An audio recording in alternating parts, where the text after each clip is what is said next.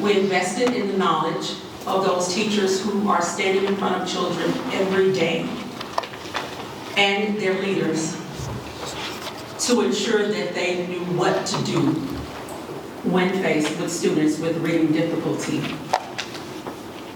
I am so pleased this morning to introduce our morning keynote, Deon Butler. When I first heard him speak in Philadelphia a few months ago, I was inspired. But as an educator, I was convicted. I'm having to put these on now. I'll turn 50 tomorrow. It is my honor to welcome a speaker whose journey is nothing short of inspiring. From childhood, Deon loved sports, but in school, he faced a battle no one saw. He struggled to read, to spell, or to make sense of what was on the page. By middle school, the teasing and frustration turned into acting out. But in high school, he showed up determined to prove everyone wrong, earning his diploma even while reading at a 4th grade level. He went on to earn a full ride scholarship to Central Michigan, only to face that same invisible barrier in college, challenges with reading a playbook and understanding class materials. He was even told that he'd never make it. But Deon refused to believe that. He leaned on support, pushed harder, and finally earned his bachelor's degree. Then came the NFL dream. He signed with the Detroit Lions, stepping into the spotlight, but with reading struggles still following him. Over the next 25 minutes, Deon will walk us through his journey, the obstacles, the breakthroughs, and the lessons learned. His story is a testament to perseverance, grit, and belief in oneself, even when the world doubts you. Please join me in welcoming Deon Butler.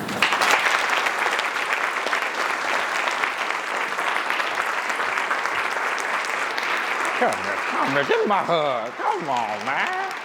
Thank you so much. Oh, yeah, I'm mic'd up. Yeah. Can y'all hear me? Mic check, mic check. I feel like a rapper. Y'all know how to read now, I know how to rap. I can put some words together. No, I'm just joking. Sell drugs or go to college.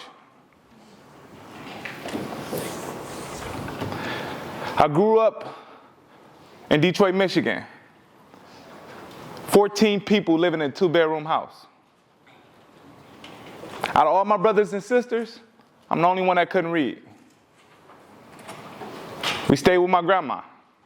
Now, my grandma worked 3 jobs. We barely had heat. So we had to get a pot, put some hot water in it, and boil that, and get some heat in the house. That shows you the struggles that I had to face. On top of that, uncles and aunties on drugs, alcoholics. So my grandma is facing all these obstacles in this small house. A lot of fighting, a lot of abuse. And I watched my grandma struggle so bad. I said to her, I'm gonna go to the NFL. Granny, I'm gonna buy you a new house. I'm gonna get you a car. I made my mind up right then and there what I needed to do. But there's only one problem. I can't read. I can't spell. You cannot understand my handwriting. So I persevered through middle school, then I got to high school. Now I came up with a strategy because I couldn't read. I said, I'm gonna go to class every single day. I'm gonna participate. I'm not gonna be the class clown no more. I don't care who's watching me. I need to get to the NFL, so I need to do what I need to do. So I got a C. I managed everything just to get a C. Being a teacher, Pat, bringing apples, joking. I became friends with the janitors, the security guards, the lunch lady, because I ain't had no food, so they used to look out for me. So it literally took a whole community to raise me. I'm not about to sit here and lie. I was not a good kid. After all that trauma, it followed me too.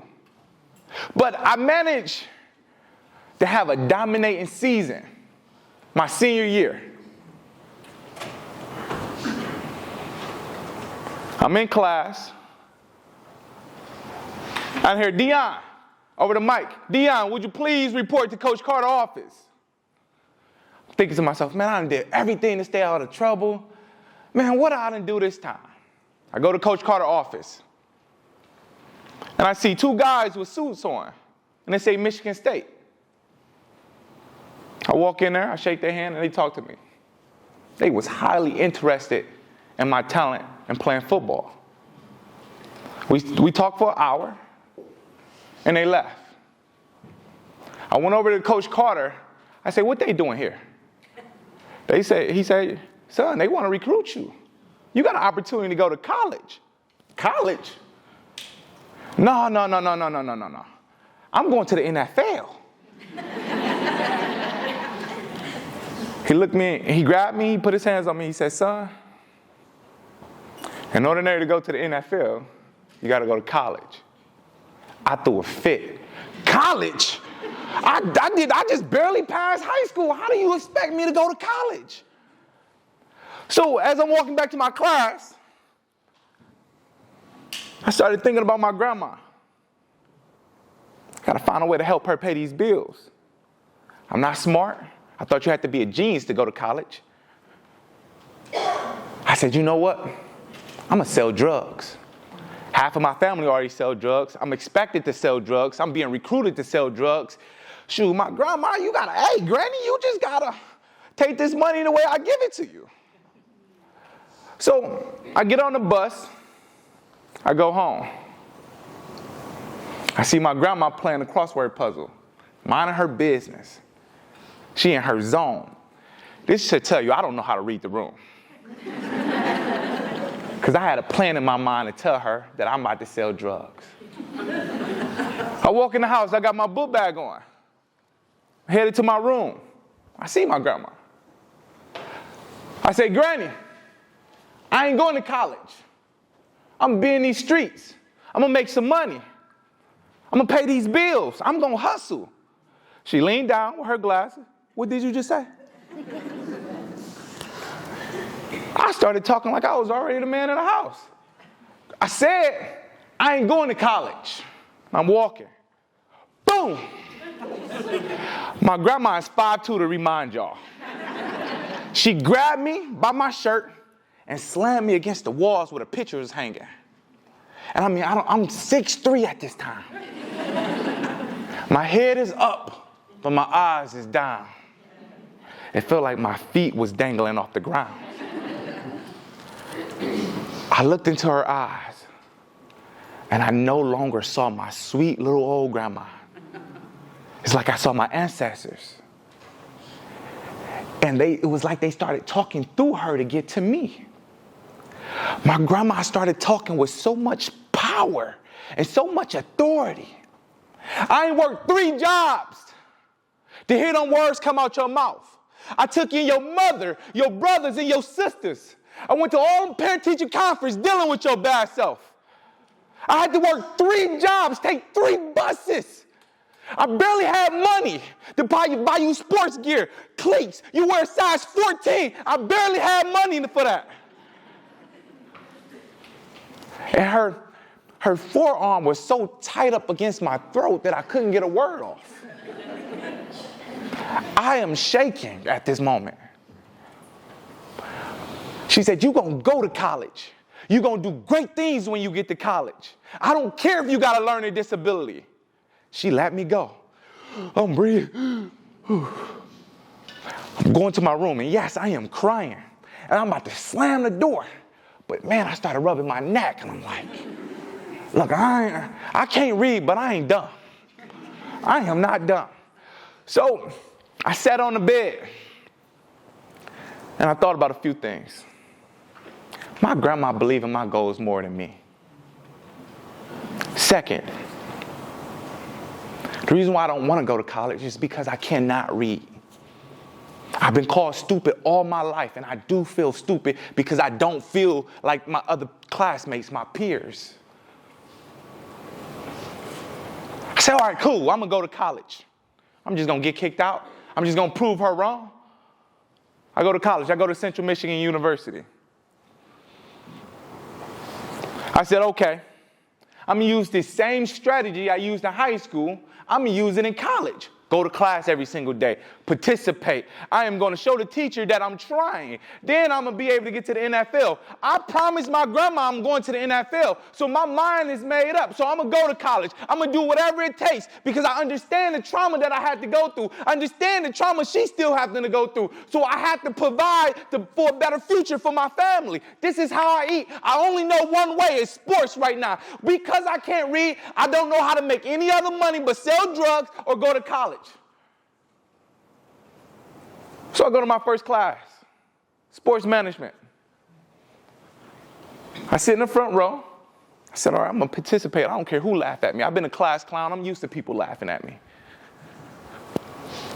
And the professor, you got to remember, this is not no small class no more. This is an auditorium. So it's at least 30 to 40 people in this class. Auditorium, shall I say. The professor say, who can name this state? Oh, I can. I raise my hand. Oh, I can. I give him a city. Everybody started laughing. Now, I was okay with everybody laughing, all my peers. I'm used to it. It hit a nerve when I saw the professor laugh at me. I never felt so little in my life because I already knew that I didn't belong in college, in my mind. But to see a professor laugh at me, in my mind, I'm thinking professors and teachers should help the student. This professor quieted the whole classroom down. He looked at me.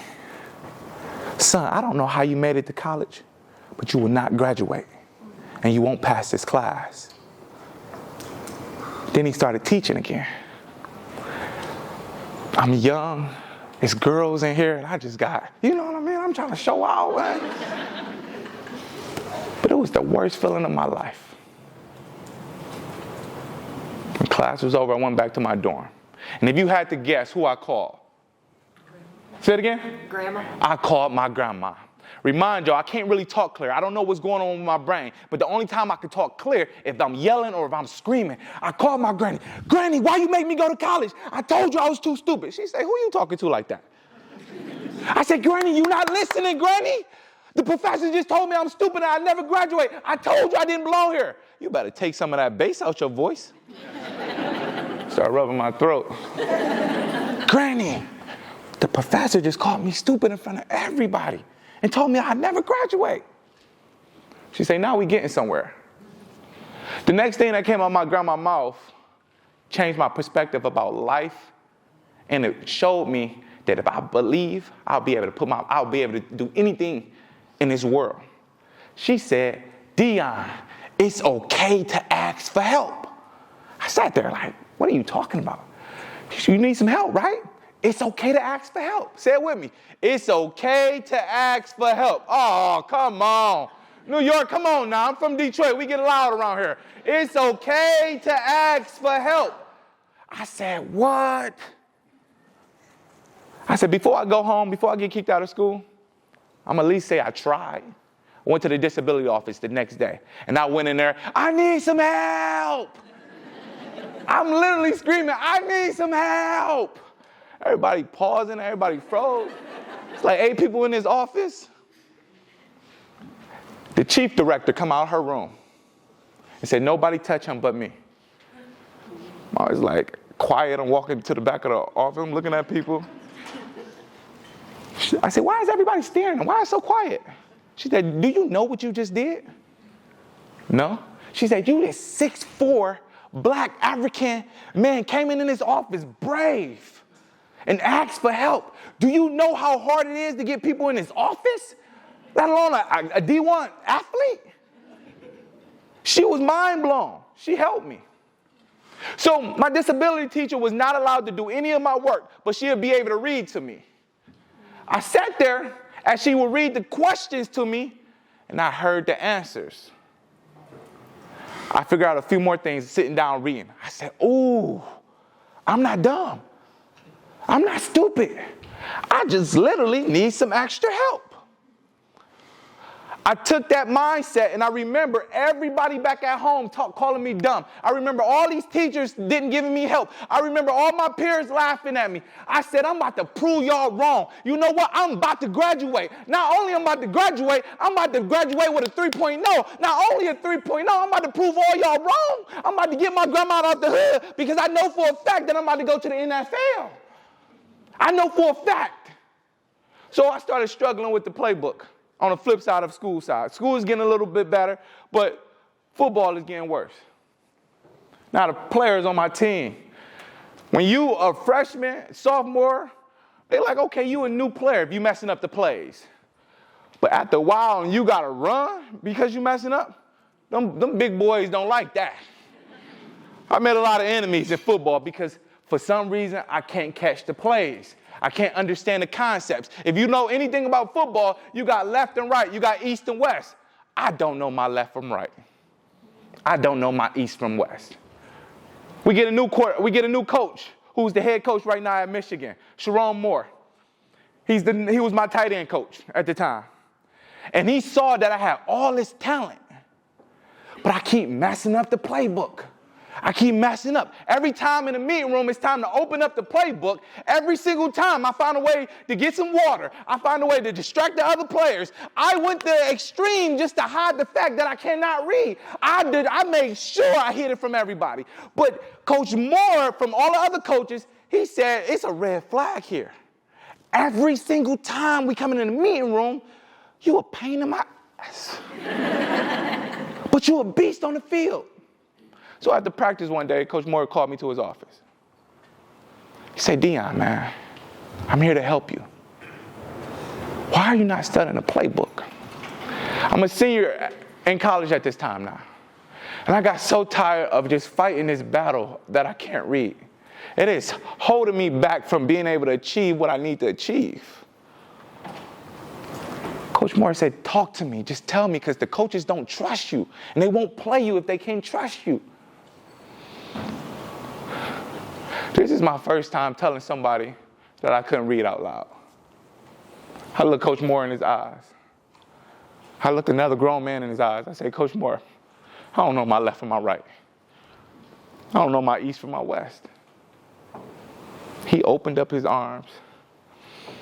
I walked over there and I melted in his arms and I just started crying. Like, I don't know why this thing was so heavy. This reading problem is so heavy, but I just dropped in his arms and I just started crying because as a man, for some reason, it just didn't feel good to allow my emotions to tell another person that I struggled to read. He hugged me. He grabbed me. He said, I got you. He said, listen, when you hear left, it rhymes with west. Oh, shit. He said, what is east? I said, right. Ooh. He gave me a little small example to help me memorize my left and my right, my east from my west. On top of that, he's like a father figure now. And when you trust a man, if a soldier trusts a lieutenant, do you know they will go all out for this person? I went all out for Coach Moore. On top of that, I remember my grandma, us being poor. So I had a dominating season my senior year, all due to the fact that I trusted him and he gave me this little example about left and right and east and west. I trusted him and I let go and I balled out. Now, did you know that all 32 teams was interested in me after the season? Absolutely. All 32 teams. Then I did something so amazing.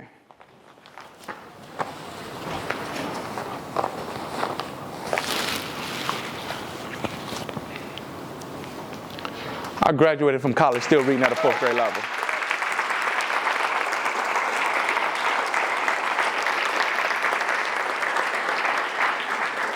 I never in my life thought I'd be able to do it. But it was the support system. The people believing in me. My grandma believed in me. My coaches believed in me. People seeing me trying. I feel like I went through hell going to college. I couldn't read. I had to meet with my academic advisor. I had to meet with the coaches' assistants. I had to meet with my tutor, my disability office. I met with so many people just to get a paper done. I had a person follow me just to take notes. I earned this. I earned that degree. And I know it's just a bachelor's degree, but to my family, me being the first one, me going through this and everybody's quitting and going to prison and dropping out, this made my grandma so happy. And I didn't even give her $1 million yet. I walked in the house and I saw my grandma shaking. She saw my degree. All these kids that she raised, but to see one go off to college, the one that couldn't read, the one that's on billboards now. She said you was going to be something special. So when I walked in the house, I gave my grandma a hug, and she melted in my arm. Then it hit me. She didn't just witness me going. She was a part of this journey. Them late night calls and crying. Me ready to give up. She earned that with me. So that little lady I talked about choking me up. That little small lady that choked me up, there she go. I mean, never underestimate a woman and never underestimate a grandma. I'm telling you, their strength is different. I'm strong when I was giving her a hug, man. So as you can see, me and my grandma had this strong bond, this strong connection. So I didn't celebrate with my friends. I celebrated with my grandma who believed in me. My mom, my dad graduating. Me, when you playing football and I got all this energy and all this frustration that I can't read, I was laying players out. They were like, why you hit me this hard? I can't read. I wish I could tell you I can't read, but look, somebody got to get this frustration I'm feeling. And me making it to the Detroit Lions. So, yes, I graduated, but my reading problem was never fixed. So I'm in a room with Calvin Johnson, Megatron. I went to the ESPYs, Odell Beckham. I'm meeting all these superstars. I'm traveling the world. But at the same time, I forgot that I cannot read. I go in the locker room, and I see the playbook. It's a digital. It's like an iPad. I'm scrolling. And it hit me. The storm that I thought I fought after getting my degree, it only came right back. It only came right back. And I'm just scrolling. I said, not this again, man. At the same time, my grandma is in the hospital. She's battling cancer. I just made it to the NFL.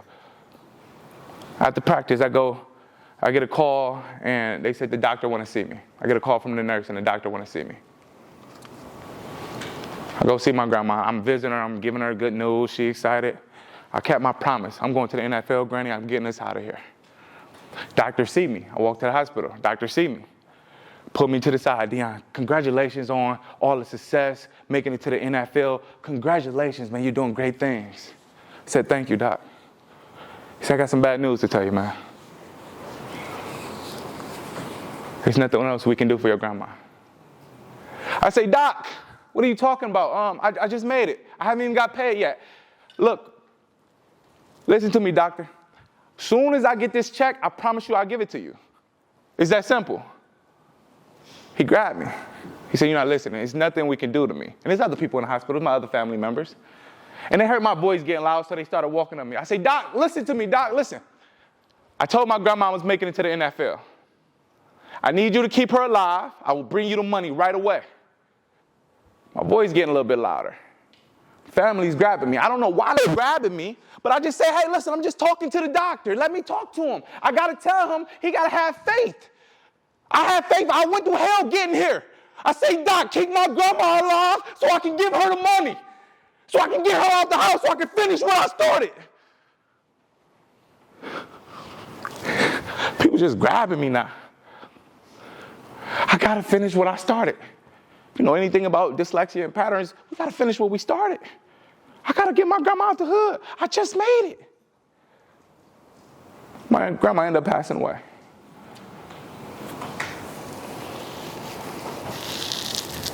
Crushed my soul. Because everything that I'm doing is for her, just to prove that I can do some stuff, that I can make it out of here. On top of that, I'm struggling with the playbook. Coaches is like yelling at me, just like in college, just yelling. But in the NFL, they don't care if you can read. They paying players millions and millions of dollars to get the job done.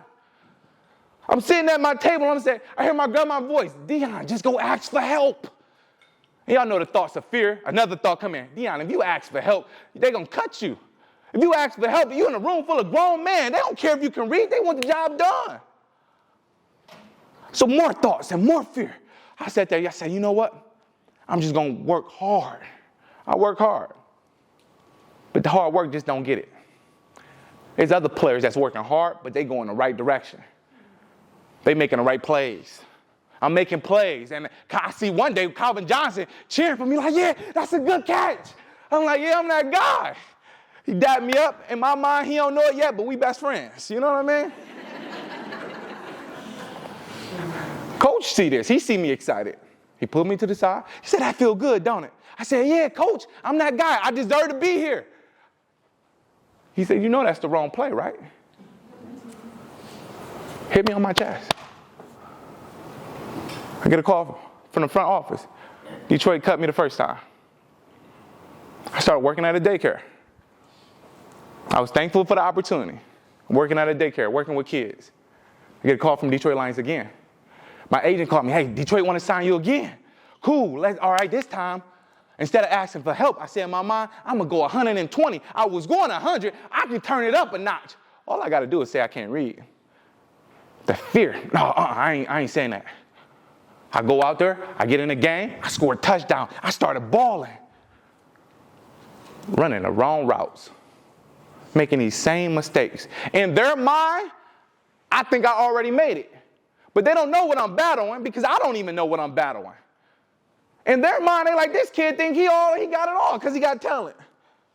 He don't want to be here. He don't want to open the playbook. The Detroit Lions cut me again. My agent called me again. Hey, look, Detroit really wants you. They just need you to open a playbook. I thought about it. I keep asking for help. I asked for help in high school, college. I just can't read. I am stupid.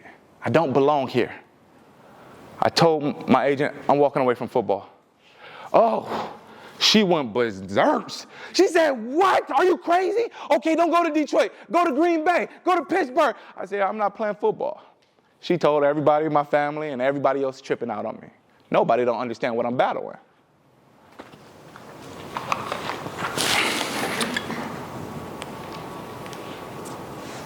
The ugly part about learning how to read as a grown man. So at this time, we get hit with a pandemic. My wife tells me she's pregnant during a pandemic. In this moment, my mom passed away. My brother get life in prison. My cousin get life in prison. Family breaking apart after my grandma passed away. Y'all know how it is. Family breaks. Grandma holds everything together. My family breaking apart. I go through this like mental breakdown. I had to go to therapy. And my therapist said, what do Dion like? We know Dion like pleasing everybody. We know Dion like pleasing Granny. But what do Dion like? So I just started running. During the pandemic, we can't do anything. So I just started running. I'm going I don't understand how God just took my mom like that. All this stuff is happening, falling apart. And I just started talking to God, realizing that I got a daughter on the way. I still can't read. I just started talking, God, I'm sorry. I did everything you asked me to do. I went to college. I went into the NFL. I did everything that I was supposed to. All I want to do right now is read to my daughter, and I don't know how to read. I went through so much trauma. I'm like, if I don't fix this reading problem, my daughter going to have to go through this. So I just started praying, but I started practicing too. Going in the basement, I'm like, before my daughter get here, I'm going to learn how to read. I'm in the basement, and I'm getting headaches, and I'm skipping over lines, and I'm realizing a few things. I can't see the, is, a, was. Why is this happening? Why can't I stay on the same sentence? Why can't I read through this stuff? Then I fall asleep in the basement. Then I heard dyslexia. So right here, let me talk to y'all right quick. I was so tired of going to the educators. I was so tired because I trusted y'all. I trusted the system. I trusted them to get me where I was supposed to go because I was supposed to be in the NFL right now. I put all my efforts in going to the teachers and everybody to help me. I turned to God. I left me no choice. And I prayed about it. I'm in the basement and I'm studying. I fall asleep. I hear dyslexia in my dreams. I wake up and I'm screaming, dyslexia, dyslexia. I don't even know what dyslexia means. I go to my wife and I'm got her, dyslexia. She looking at me crazy than a mug.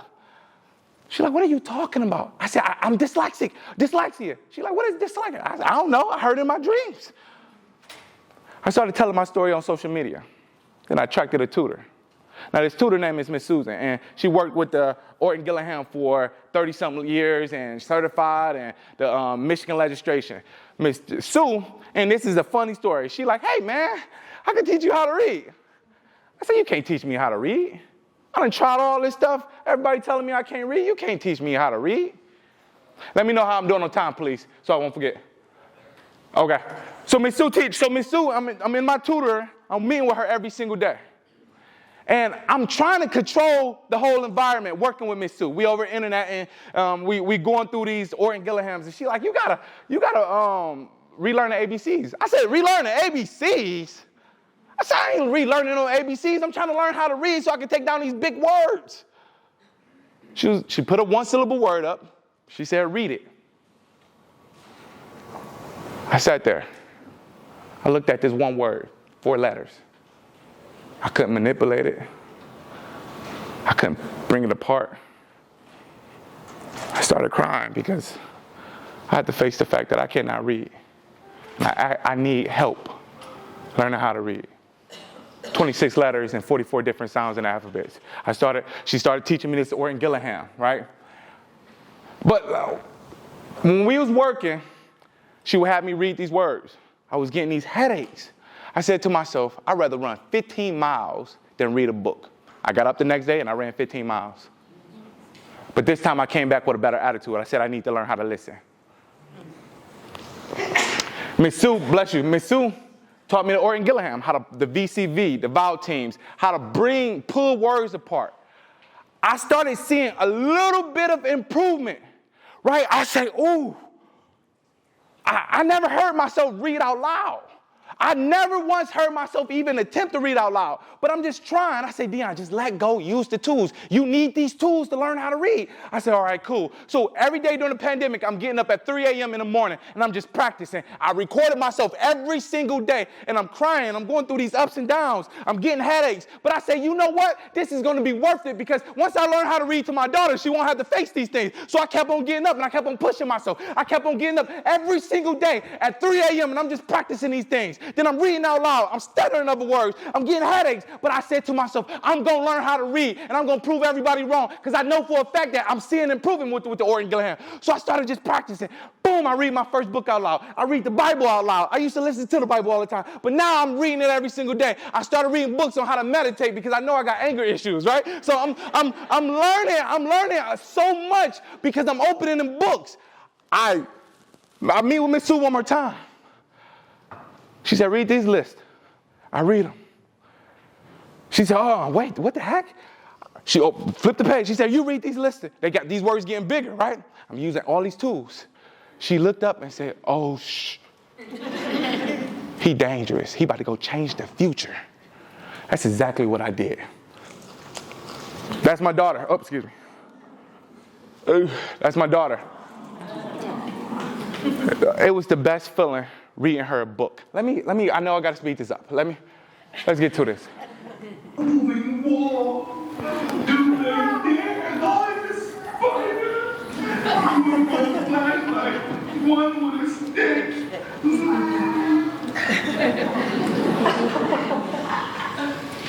Will the 3 little bears go through the wall? Do they dare go into the spooky old hall?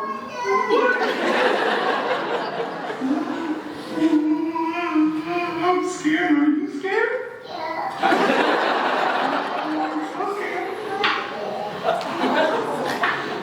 Yes, they dare. Wham! One night fall to the ground. Here go the spooky owls. There is a mouse. So absolutely. Thank y'all.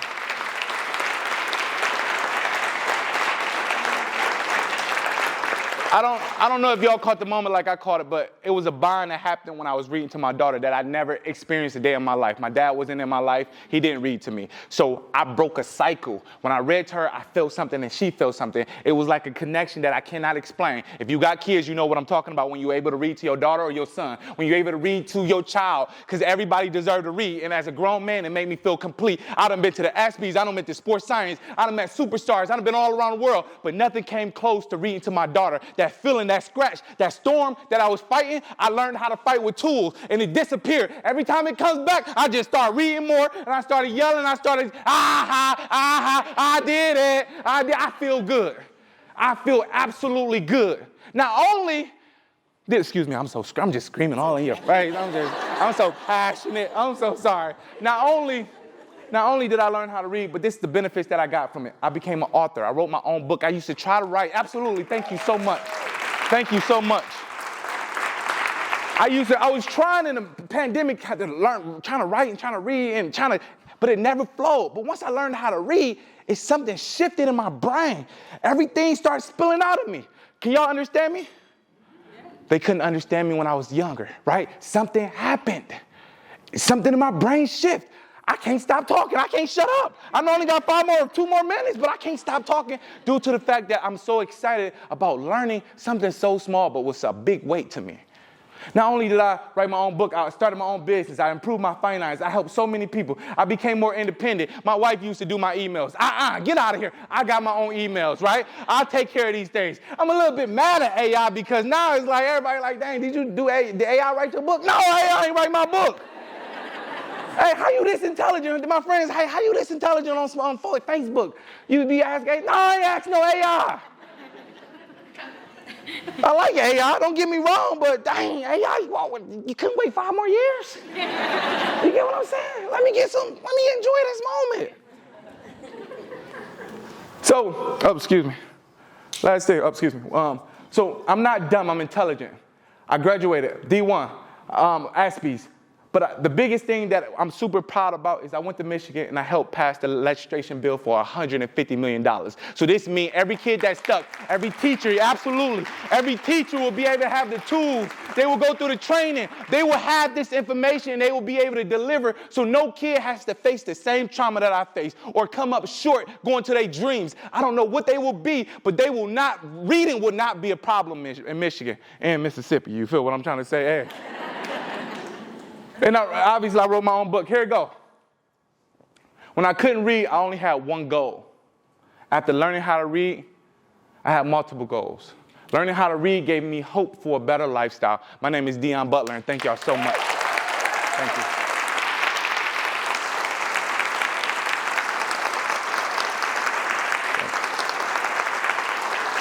Thank y'all so much.